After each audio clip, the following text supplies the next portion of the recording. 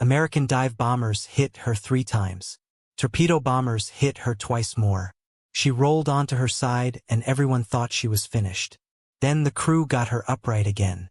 Then a Japanese submarine found her anyway. Most people know the USS Yorktown sank at the Battle of Midway.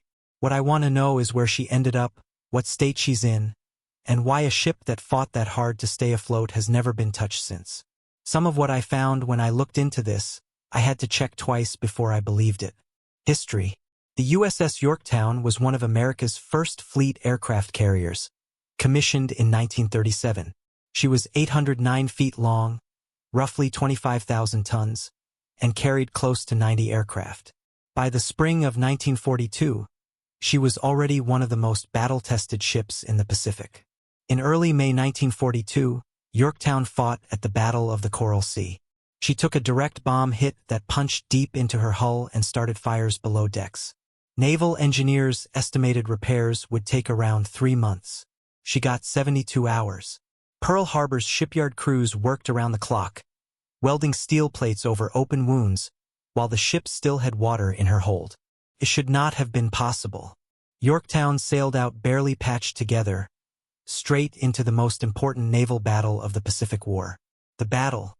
On June 4, 1942, Yorktown's aircraft helped sink 2 Japanese carriers during the Battle of Midway.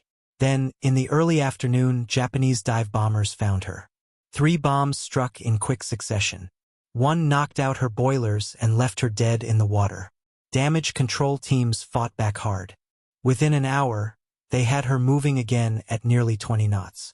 It looked like she might survive. She did not get the chance.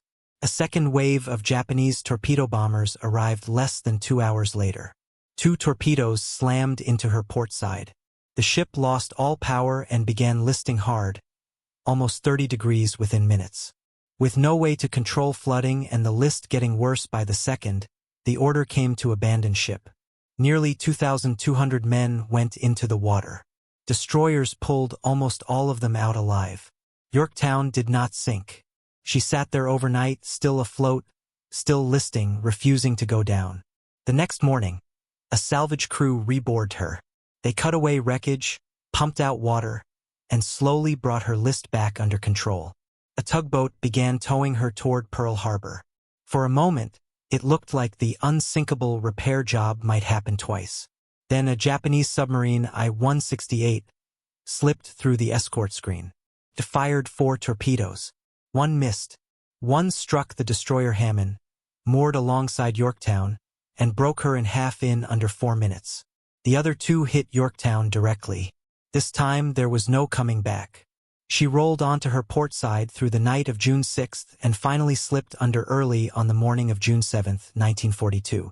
Of the roughly 3,000 men who served aboard her across the battle, 141 died. Present day. For 56 years, nobody knew exactly where she was. In May 1998, Robert Ballard, the same oceanographer who located the Titanic and the Bismarck, led an expedition specifically to find her. He found the Yorktown sitting upright on the floor of the Pacific, roughly 1,000 miles northwest of Hawaii, at a depth of about 16,650 feet. That is over 3 miles down. This is the part that got me. Despite 5 bomb and torpedo hits, despite rolling onto her side, despite sinking 3 miles through open ocean, Yorktown is sitting upright as if she simply parked there. Ballard described the hull as remarkably intact. Gun turrets are still mounted in position. The paint scheme is still visible in places. The number 5 is still legible on her deck, faded but readable through decades of silt. Unlike wrecks that implode violently on the way down, Yorktown shows almost no crush damage, which tells researchers she was already flooded through and through by the time she went under, meaning the descent itself did comparatively little new damage to what the battle had already done. Why has nobody salvaged it? So why has nobody gone back for her? The depth answers most of it immediately.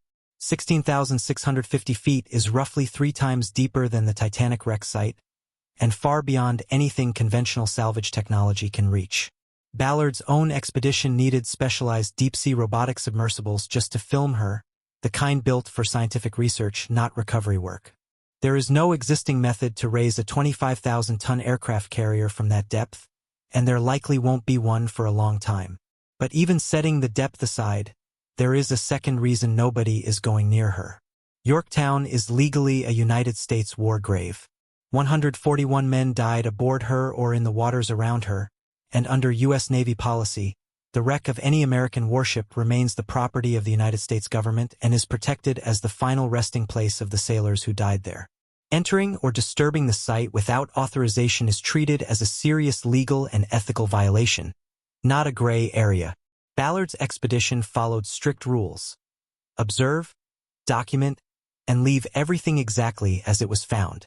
Nothing was removed. Nothing was touched. The Pacific depths where Yorktown rests are cold, dark, and largely free of the oxygen and organisms that break down shallower wrecks faster. Researchers who studied the footage believe the hull could remain in something close to its current condition for centuries. So that is where Yorktown is. 3 miles down in the Pacific, sitting upright, gun turrets still in place, her hull number still faintly visible after everything that hit her. Too deep to reach with anything we currently have, and legally protected as a war grave regardless. Conclusion: Yorktown absorbed more punishment than almost any carrier in the war and kept fighting anyway. Rebuilt in 72 hours, hit 5 times, and still standing upright on the ocean floor 80 years later. She went out the same way she fought, refusing to make it easy. Now, if you enjoyed this video and want to see more like it, let me know in the comments and I'll go find the next one.